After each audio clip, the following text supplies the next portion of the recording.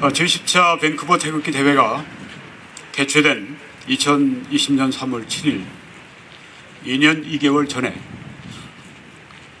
오늘 여기서 우리가 보수 대통령의 취임을 축하하는 대회를 개최하게 될 것을 아무도 상상을 못했습니다. 그 당시 상황이 그만큼 위중했습니다. 그리고 5주 후인 2020년 4월 15일 제21대 국회의원 선거를 마친 후에 총선 참패로 인해서 보수 우파는 큰 충격과 절망에 휩싸였습니다. 무엇보다 우리는 20, 30, 40 세대가 주사파 운동권 문재양 세력을 전폭적으로 지지하는 것을 보고 심히 낙심했습니다. 586 세대인 50대는 그렇다 치더라도 한국의 장래 세대인 20, 30, 40 세대가 극도로 좌편향된 모습을 보고 우리는 큰 충격을 받았습니다. 그렇지만 급등하는 부동산 가격과 세금 폭탄, 한국토지주택공사 직원 부동산 투기, LH 사태, 젊은 세대의 취업난, 주택난, 안희정이, 김경수, 박원순이, 오거돈이, 조국과 같은 이런 좌파 정치인들의 불의, 부도덕, 불공정, 위선을 보면서 국민과 젊은 세대의 마음이 바뀌기 시작했습니다. 그리고 급기야 2021년 4월 7일 열린 재보궐선거에서 국민의힘에 몰표를 주어서 압승을 안겨주었습니다. 이후에도 정신 못 차린 문재양 정권의 실정과 폭정이 계속됐습니다. 보수 우파 정치인들을 공격하는 사냥개로 사용했던 검찰이 자신들의 범죄를 수사하기 시작하자 윤석열 검찰총장을 식물총장으로 만들고 급기야는 총장직에서 물러나게 만들었습니다. 윤 총장은 결국 2021년 3월 4일 총장직을 사퇴했습니다. 그러나 문 정권의 불의와 부패와 불공정과 내로남불과 불법적인 행태를 그냥 두고 볼 수 없었습니다. 그래서 윤석열 정치인이 되었습니다. 2021년 11월 5일 불과 한 8개월이죠. 국민의힘 대통령 후보로 선출되었습니다. 그리고 불과 1년 만인 2022년 3월 9일 대한민국의 제20대 대통령으로 선출됐습니다. 지금부터 50여 시간 후면은 취임식을 하게 됩니다. 그리고 대통령직을 수행하게 됩니다. 아까 말씀하신 것처럼 5년 동안 우리가 기다렸습니다. 앞으로 50여 시간만 기다리면은 윤 대통령이, 이 보수 대통령이 집권을 하고 통치를 시작하게 됩니다. 얼마나 좋습니까? 그렇지 않습니까? 박수 한번 하십시다. 네.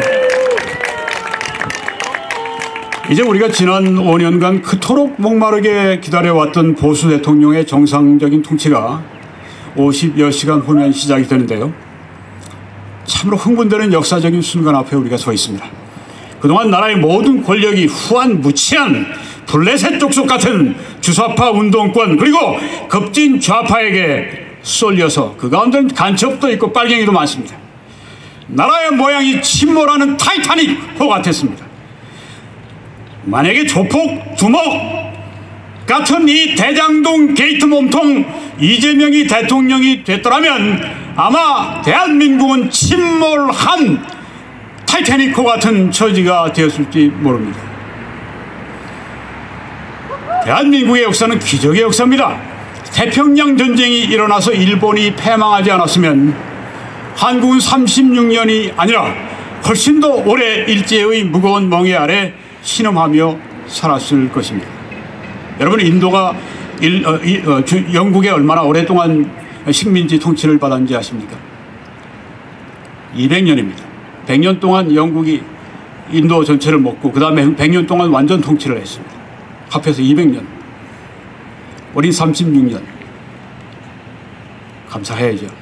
그만한 세월로 끝난 것이. 이 태평양 전쟁에서 미군 사망자가 6만 5천 명을 포함해서 연합군이 400만 명이 죽었고 일본군이 250만 명이 죽었습니다. 그 결과로 우리 얻은 것이 피가 묻은 독립이었습니다. 초대 이승만 대통령의 위대한 지도력으로 말미암아서 자유민주주의와 시장경제 시스템이 도입되었습니다. 한미동맹이라고 하는 세계 역사상 유례가 없는 대한민국의 발전의 기틀이 놓여지게 됐습니다. 6.25 전쟁의 절체절명의 위기에 낙동강전선이 무너지느냐 마느냐 하는 그런 절체절명의 위기에 5,000분의 1 확률 미 합참본부 전체가 반대하는 그것을 메가더 장군은 혼자서 홀로서서 상륙작전을 감행하는 일을 통과시키고 대성공시켜서 대한민국의 생존이 가능해졌습니다. 박정희 대통령의 탁월한 리더십 때문에 진짜 세계적인 리더십이죠. 아마 20세기의 가장 위대한 지도자 가운데 한 지도자로 우리가 꼽을 수 있을 것입니다. 세계적으로. 그 리더십 때문에 한강의 기적을 이루었고 결국 세계 10대 경제 강국의 자리에 올라서는 발판을 마련했습니다. 인물과 사건의 기적적인 조화가 빚어낸 20세기의 찬란한 문명 건설이 바로 대한민국임을 우리가 잊어서는 안 됩니다. 그리고 이런 기적의 배후에 이 만방과 열국과 대한민국을 그 흥망성쇠를 주관하시는 하늘의 하나님이 계시는 것입니다. 욥기에는 하나님은 나라들을 위대하게 하시고 나라들을 멸망시키기도 하시고 하나님은 나라들을 커지게도 하시고 그리고 나라들을 지도하신다, 가이드하신다, 인도하신다고 말씀을 했습니다. 이 마땅한 보수 대통령 후보가 없던 처지의 보수 우파가 2022년 대선에 또 패배할 수도 있었습니다. 지난 30년 동안 10년을 단위로 이렇게 그 보수 또 좌파 정권이 교체가 이루어진 걸 보면 매우 타당한 판단입니다. 10년, 그러니까 이재명이 이번에 대통령을 되는 것이 이 역사적으로 볼 때 그런데 얼마나 정치를 못했으면 5년 만에 정권을 내놓았습니까? 그만큼 우리 정신 차린 한국 국민도 다행입니다. 여러분, 그런데 아무도 생각하지 못했던 윤석열 대통령의 전광석화 같은 등장, 총장 사퇴에서 대통령이 되기까지 1년밖에 안 걸렸습니다. 기적과 같은 일이었습니다. 저는 그 일의 기적은 하나님으로부터 비롯됐다고 확신합니다.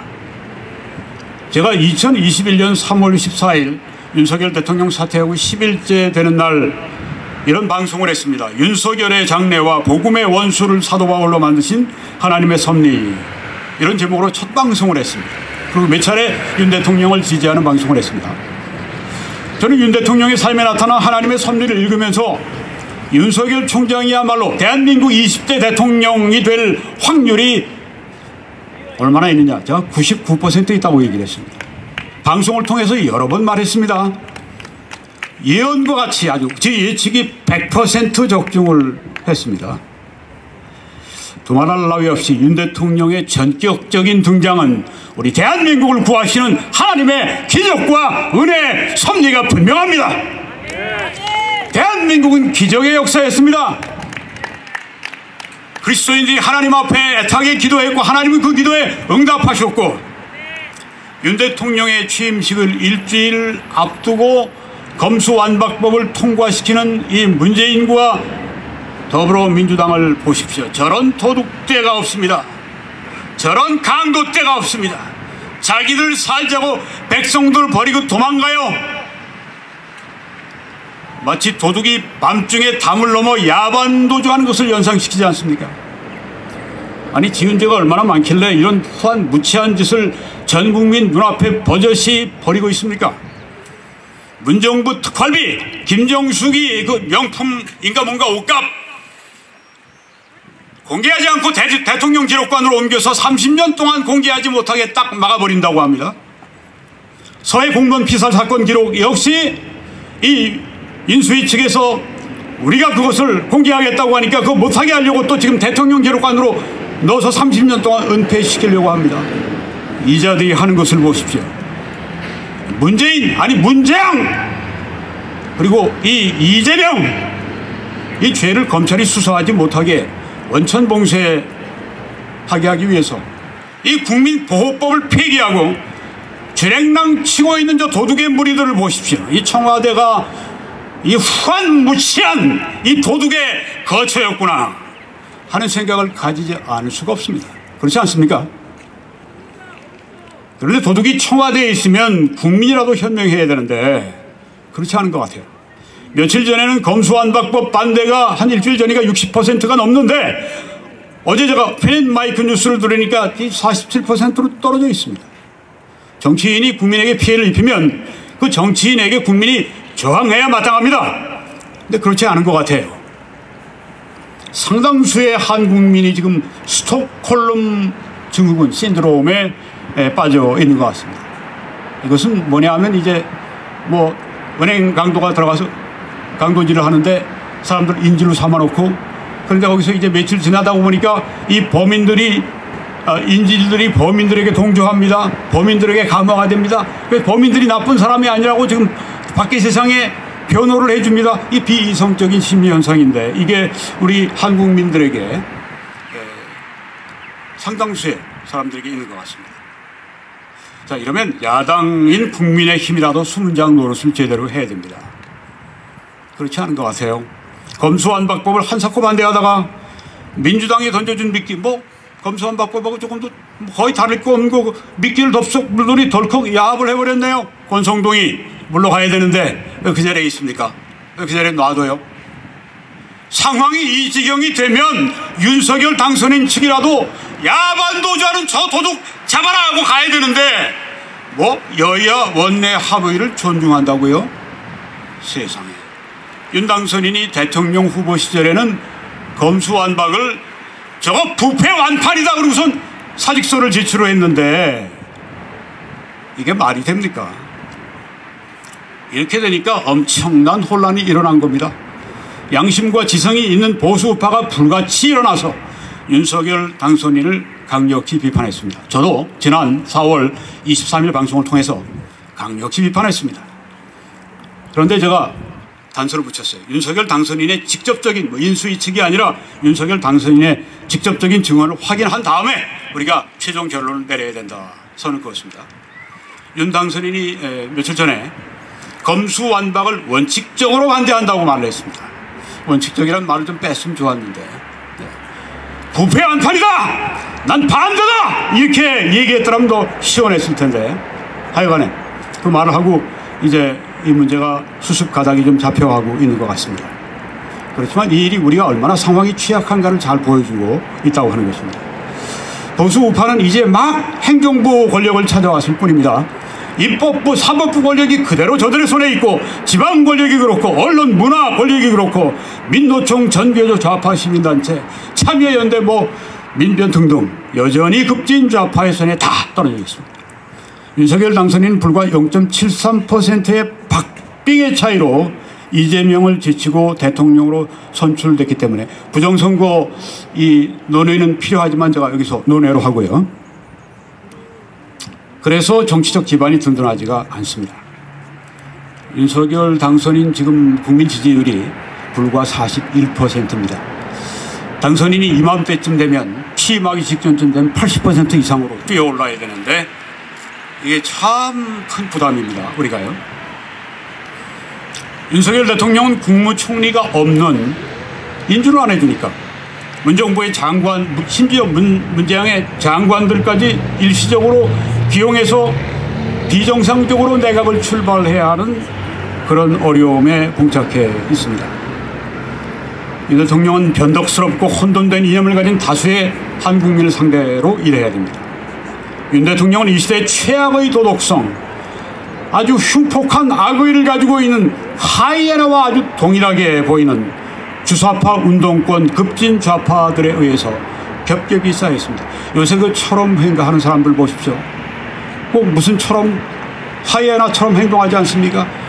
유들하고 번질하고 뻔뻔하고 철면 피고 한국 어글리 코리안들을 다 한자리에 모아놓은 것 같습니다. 윤 대통령은 핵무기로 위협을 하는 북한, 늑대 외교로 압박하는 중공을 상대해야 됩니다. 윤 대통령이 외롭고 거친 길을 갈 때 도와줄 수 있는 유일한 세력은 누굽니까?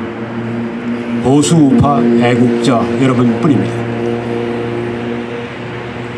우리는 그가 우리를 위해 싸울 때 전폭적으로 지지해 줘야 됩니다. 잘못된 길을 갈 때는 강력히 비판해야 됩니다. 그런데 우리의 이런 도움은 인간적인 도움에 불과합니다. 윤 대통령에게는 인간의 미약함과는 비교가 안 되는 지극히 크고 강하신 하늘의 하나님의 도우심이 절대로 필요합니다. 그런데 윤 대통령은 아직 전능하신 하나님의 도우심을 의지하고 있는 것 같지 않습니다. 윤 대통령은 대광 초등학교를 다녔습니다. 크리스찬 스쿨입니다. 거기에서 어렸을 때 꿈이 목사가 되는 꿈이었다고 그래요. 그러니까 기독교인이 될 수 있는 이 가능성이 많은 분이에요. 하나님을 의지하게 될 가능성이 많습니다. 또 그 김건희 여사, 곧 영부인 되실 분은 뭐 무속인이 뭐니 많이 얘기하는데 대학생 때까지 교회 열심히 다녔어요. 또 그 친척 가운데 보면 여자 순복음교회 열심히 있는 목사님이 우리 집안은 4대째 기독교 가문이라고 얘기를 합니다. 여러분, 이 좌파 이야기들 하는 걸 그대로 다 믿는 어리석은 사람들이 있습니까? 한국에 어리석은 사람들이 참 많아요. 그 사람들에게는 거짓말이 DNA입니다. 그 사람들에게는 혁명을 위해서 목적을 위해서는 수단을 가리지 않습니다. 한국이 왜 이렇게 뒤집어졌느냐? 한국이 왜 이 꼴이 되었느냐? 거짓말 대장들이 바로 권력을 차지하고 선전선동을 계속하기 때문에 그렇습니다. 그 똑똑하던 독일 국민도 히틀러의 선전선동에, 나치의 선전선동에 속지 않았습니까? 속지 말아야 되겠습니다. 우리는 지켜야 되겠습니다. 우리는 각성시켜야 되겠습니다. 우리가 주사파에게, 우리가 북한에게 5천만 국민을, 그리고 전체 그래서 8천만 국민을 그들에게 안겨줄 수가 없습니다. 그렇지 않습니까?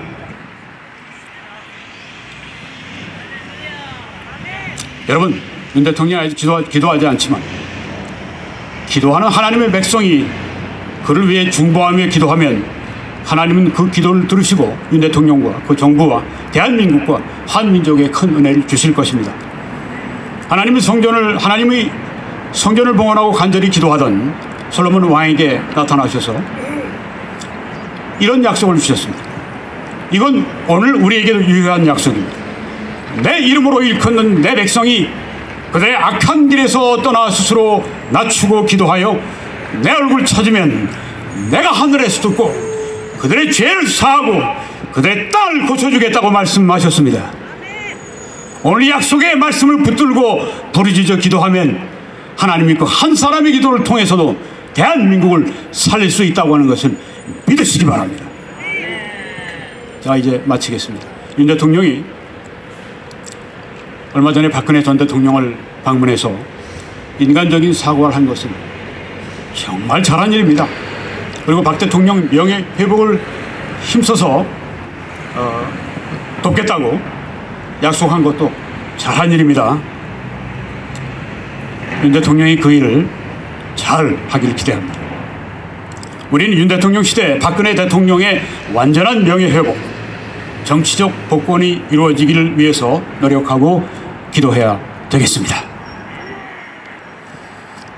우리 대한민국 역사상 가장 불행했던 역사 가운데 하나가 박근혜 대통령의 그 불법 졸속 탄핵입니다. 이번에 지금 이 도둑대들이 가서 이 검수완박법 하는 거 보십시오. 뭐 여러 가지 그냥 문제 투성이 가지고 말이죠. 그대로 그냥 통과시키지 않습니까? 도둑놈 도망하듯이. 예전에 바로 박근혜 대통령 탄핵을 그렇게 했습니다.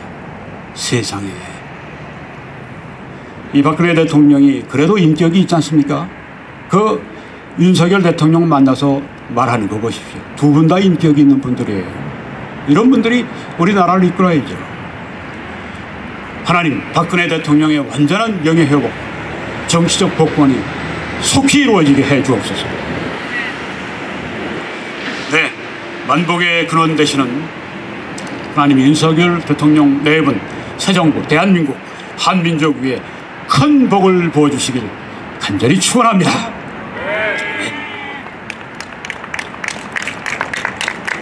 감사합니다.